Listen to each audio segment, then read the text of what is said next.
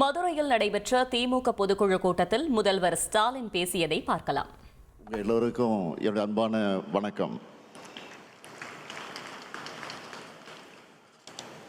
வரலாற்று சிறப்புமிக்க இந்த மதுரை மண்ணில்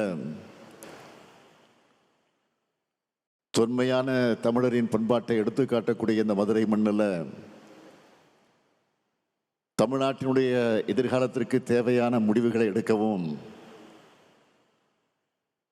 தமிழ்நாட்டை சூழ்ந்திருக்கக்கூடிய பகையை எதிர்கொண்டு முறியடிக்க வியூகங்கள் அமைக்கவும், வெற்றியை நோக்கி உழைக்கவும் இந்த பொதுக்குழுவை கூட்டியிருக்கிறோம். போர் முழக்கம் கேட்டதுமே வெற்றியை பிரிக்கும் வேகத்தோட கிளம்பும் வேங்கைகள் போல இங்கே கூடியிருக்கக்கூடிய உங்களை எல்லாம் பார்க்கும்போது எனக்கு புது எனர்ஜியே வந்திருக்கு.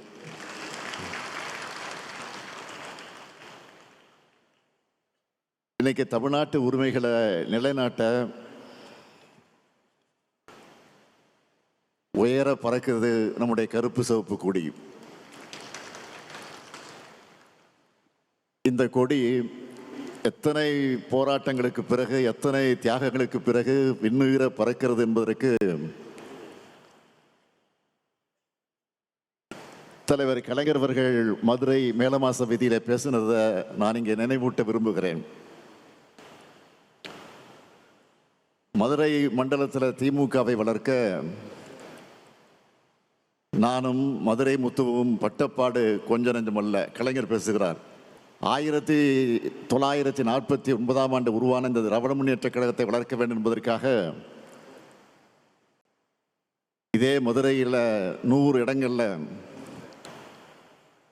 கொடியேற்றுவதென்று நானும் மதுரை முத்துவும் திட்டமிட்டு கொடியேற்றினோம். அப்படி கொடியை ஏற்றும் போது கொடியின் கயிற்றை எடுத்து என்னிடம் மதுரை முத்து கொடுப்பார். கொடியை ஏற்றும் போது அந்த கயிற்றின் மீது அரிவாள் கத்தி வந்து விழும். அதில் அந்த கயிறு அருந்து விழும். அப்போது என் கையிலும் முத்துவின் கையிலும் ரத்தம் கொட்டும். அந்த ரத்தத்தை துண்டில் ஏந்தியபடியே தொண்டர்கள் எங்களை மருத்துவமனைக்கு அழைத்து செல்வார்கள். அத்துடன் கொடியேற்றக்கூடிய நிகழ்ச்சி முடிந்து விடாது. அடுத்த கொடியை ஏற்றுவோம். இப்படி அடுத்தடுத்து கொடிகளை ஏற்றிய காரணத்தால் தான் இன்று விண்முட்டை கழக கொடிகளை காண முடிகிறது என்று கலைஞர் பேசினார். அதுபோலதான் நானும் மதுரையில கொடியேற்றி இருக்கிறேன். ஒருங்கிணைந்த மதுரை மாவட்டத்தினுடைய செயலாளராக இருந்த இங்கே அமர்ந்திருக்கக்கூடிய அண்ணன் பொன்முத்துராமலிங்கம் அவர்கள் என்னை மதுரைக்கு அழைச்சிட்டு வந்து கொடியேற்று விழாக்களை பங்கேற்க வைத்தார்கள். 4 நாட்கள் இரவு பகலாக. காலை 8 மணிக்கு கிளம்புவோம், இரவு 2 மணிக்கு என்னை வந்து இரவு ஓய்வெடுக்க விடுவார். அதெல்லாம் நினைச்சு பார்க்கிறேன். அப்படி ரத்தம் சிந்தி கழகம் வளர்க்கப்பட்ட களம்தான் இந்த மதுரை மண். அப்படியெல்லாம் உழைச்சிருக்கக்கூடிய முன்னாள் மேயர் முத்து அவர்களுக்கு கூட நேற்றைக்கு சிலையை திறந்து வச்சிருக்கிறோம். இப்படி கழகத்திற்காக பலர் உழைச்ச தியாக பூமியான இந்த மதுரை மண்ணில் கழக பொதுக்குழு நடப்பதில் நான் பெருமையாக கருதுகிறேன். கழகம் தொடங்கினதிலிருந்து மதுரையில் 6வது பொதுக்குழு இது நடைபெற்று கொண்டிருக்கு. 6வது பொதுக்குழு, மன்னிக்கணும், 6வது பொதுக்குழு முடிந்து இது 7வது பொதுக்குழு.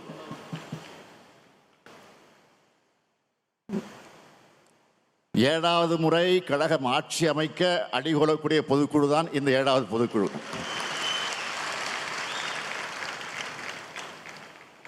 கழக வரலாற்றில் மதுரையில் நடந்த சில முக்கிய தருணங்கள் இதை நான் குறிப்பிட விரும்புகிறேன். இந்திய எதிர்ப்பு போர்க்களத்துக்கு அடித்தளம் அமைச்சது 1963ஆம் ஆண்டு சட்ட எரிப்பு போராட்டம். மதுரை முத்து உள்ளிட்ட 5 பேர் ஓராண்டு காலம் சிறை தண்டனை பெற்றாங்க. அந்த போராட்டத்திற்கு பார்வையாளராக வந்த அன்றைய பொருளாளர் நம்ம எல்லாம் ஆளாக்கின நம்முடைய தலைவர் கலைஞரையும் கைது செஞ்சு அடைச்சாங்க.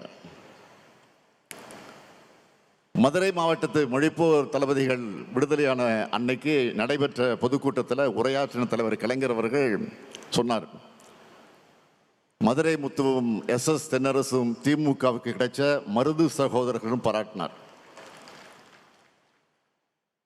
அதேபோல 1982ஆம் ஆண்டு திருச்செந்தூர் கோயில் விவகாரத்திற்கு நீதி கேட்டு நெடும்பயணத்தை இதே மதுரையிலிருந்து தான் தலைவர் கலைஞர் அவர்கள் தொடங்கினார். பல நாட்கள் கால்கள் கொப்பளிக்க அந்த வேதனையோடு தலைவர் கலைஞர் அவர்கள் நடப்பயணத்தை மேற்கொண்டார். கழகத்தின் தொண்டனா செயல்பட்டு வந்த என் வாழ்க்கையில் மாபெரும் திருப்பத்தை ஏற்படுத்தின கழக இளைஞரணியை வழிநடத்துகிற வாய்ப்பை பெற்றதும் இதே மதுரையில் இருக்கக்கூடிய ஜான்சி ராணி பூங்காவில் தான். அந்த மாநாட்டில் பேசின தலைவர் கலைஞர் சொன்னார், என் கால்கள் நடையை நிறுத்தாது, நாங்கள் நடந்து கொண்டேதான் இருப்போம்னு சொன்னார். தலைவர் கலைஞர் சொன்ன மாதிரி இப்போ நான் நடந்துக்கிட்டு தான் இருக்கேன். நம்முடைய லட்சிய பயணம் எப்பொழுது நிற்காது. இத்தகைய வரலாற்று சிறப்புமிக்க இந்த மதுரை மண்ணில் இந்த மாபெரும் பொதுக்குழுவை எழுச்சியோடு ஏற்பாடு செஞ்சிருக்கக்கூடிய நம்முடைய மாண்புமிகு அமைச்சர் மூர்த்தி அவர்களுக்கு என்னுடைய நெஞ்சார்ந்த பாராட்டுக்கள், வாழ்த்துக்கள். மாமதுரை போற்றுவதும் மாமதுரை போற்றுவதும் என்று சொல்வதைப் போல மதுரை மூர்த்தி போற்றுவதும் மதுரை மூர்த்தி போற்றுவதும் தான் பாராட்டுகிறேன். மூர்த்தி சிறிதானாலும் கீர்த்தி பெரிதுன்னு சொல்லுவாங்க. இங்கே மூர்த்தியும் பெருசு கீர்த்தியும் பெருசு என்று சொல்லத்தக்க வகையில் மிக மிக பிரம்மாண்டமானதாக நடத்தி காட்டியிருக்கிறார் நம்முடைய அருமை சகோதரர் மூர்த்தி அவர்கள். எந்த ஊரில் நடத்துகிறோம் என்பதை போல யாரை வச்சு நடத்துகிறோம் என்பது முக்கியமானது. அந்த வகையில் மறக்க முடியாத பொதுக்குழு, மணக்க மணக்க தடபடலா இருந்த இந்த பொதுக்குழு நடத்தி காட்டியிருக்கக்கூடிய மூர்த்தியை தலைமை கழகத்தின் சார்பில் மீண்டும் பாராட்டி வாழ்த்தி நன்றி தெரிவிச்சுக்கிறேன்.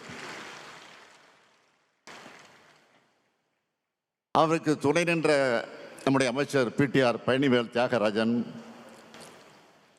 மதுரை மாவட்ட கழகத்தினுடைய செயலாளர்கள் அருமை சகோதரர் தளபதி, சகோதரர் மணிமாறன் ஆகியோருக்கும் மதுரை மாவட்ட கழக நிர்வாகி எல்லோருக்கும் என்னுடைய பாராட்டுக்களை, வாழ்த்துக்களை தெரிவிச்சுக்க விரும்புகிறேன். சித்திரை திருவிழா நடக்கிற நகரில் திராவிட முன்னேற்ற கழகத்துடன் முத்திரை திருவிழா இன்றைக்கு நம்முடைய பொதுக்குழு நடந்துகிட்டு இருக்கு. கழகத்தின் இதயமான பொதுக்குழுவை எந்த அரங்கத்துக்குள்ளேயும் நடத்த முடியாத அளவுக்கு மைதானத்தில் தான் நடத்த முடியும் என்கிற அளவுக்கு பறந்து இன்றைக்கு விரிஞ்சிருக்கு. 100 அடி உயரத்தினுடைய கொடி கம்பத்தில் கழகத்தினுடைய கொடி பறக்குது. நூற்றாண்டு விழாவை நோக்கி சென்று கொண்டிருக்கிறோம்னு இந்த 100 அடி கொடி நமக்கு உணர்த்தி கொண்டிருக்கு.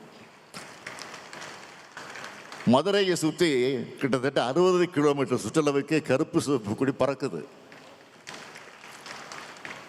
அந்த காலத்தில் எந்த ஊருக்கு போனாலும் நம்ம கொடி பறக்குதான்னு என் கண்கள் தேடும். தமிழ்நாட்டில் அத்தனை ஊர்லேயும் அத்தனை நகரத்திலையும் அதிக கொடி ஏற்றின கைதான் இந்த ஸ்டாலின் கை.